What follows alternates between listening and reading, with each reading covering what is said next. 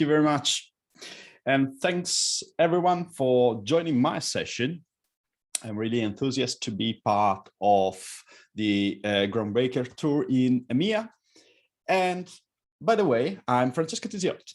I'm the developer advocate at Ivan, which is a nice Finnish company which provides open source data platforms on top of the cloud of your choice. This choice of cloud, as of now, doesn't include the Oracle Cloud, but includes all the other major clouds. The choice of open source data platforms includes Apache Kafka now, and soon will also include Apache Flink. So stay tuned on this. I'm really enthusiastic to be here with you in order to share how we can create together stateful streaming data pipelines with SQL statements. In order to understand why we may want to create streaming data pipelines, let's do one step back. Let's try to understand how data pipelines were created until a few years back, or even now. We had usually our application that was, facing the internet, facing the users, and was somehow writing the data back to a database. Now the data was in the database, and we wanted to get the data out of the database to start analyzing them. But, because we didn't want to impact the database during the office hours, during the peak time of the application usage, we were not able to query it whenever we wanted. We were building ETL routines that most of the time were working overnight to extract, transform, and load the data into a data warehouse. So the next morning, the business analyst, the business part, was waking up really refreshed after a good night of sleep. And this person was checking an amazing dashboard. It was checking the trend, it was doing assumption and doing rules, creating decision on top of the dashboards. Anybody can see something wrong happening here.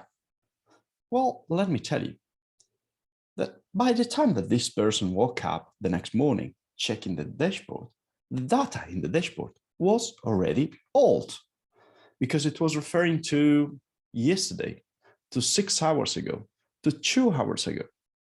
On the other side, we are kind of in a fast living world where we have no time to wait in order to be able to analyze our data. We want to do it immediately. And of course, we didn't want to touch the original setup, so we still had the application writing back to a database because that was perfectly working. It made no sense to change that part of the setup. If our need was just to analyze that data immediately, well, there are ways in order to do that. For example, we could shorten the time of our ETLs. Instead of running the ETL overnight, we could run it every 2 hours, every 1 hour. And we could even solve the problem with some read-only replicas and stuff like that. And if you check this picture with kind of read-only replica of frequent ETLs, the problem is solved. But if you are in the data business like me from quite some time, you know that companies are not so simple. It's not one application writing to one database.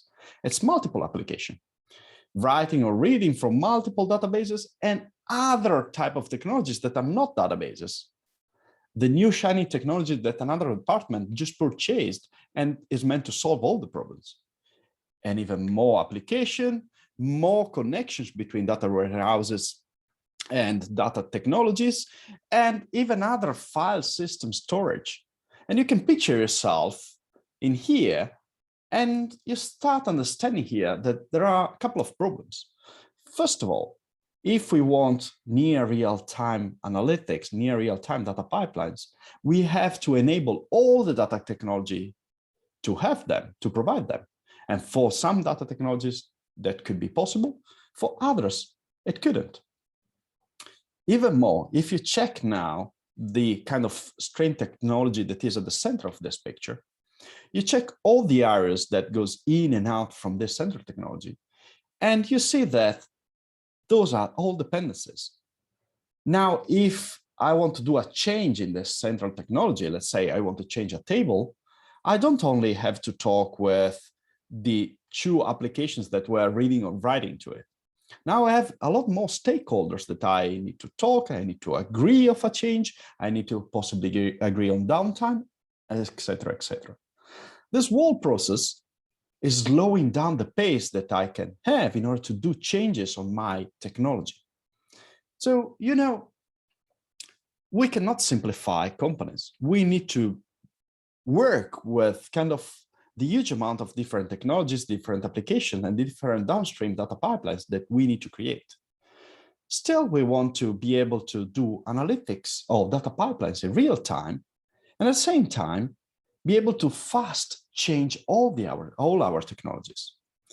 And, you know, if we want to do that, in my opinion, we need to make a little bit more space at the center of our picture. And to include at the center technologies that allow us to do streaming or batch, depending on when our data source or our data target requires the data, needs to be able to decouple. So even if a source is not available anymore, it can contain, the interface technology can contain the data to answer some of the queries. Since we are putting something in the middle of our data village, this central technology needs to scale as much as possible, as much as we want. And, you know, there is only a limited number of technologies that could fill this central picture. And the technology that I'm talking to you today about, it's Apache Kafka. So what is Apache Kafka? Really valid question. Let me tell you, the concept of Apache Kafka is really, really simple. It's the concept of a log where we have one or more applications that write to the log called producers, and they write events one after the other in an append-only and immutable format.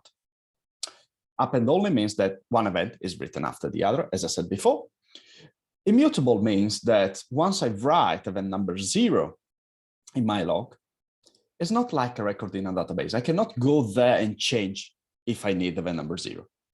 If something changes the reality that is represented by event number 0, I will need to store it as a new event in the log, so probably event number 4.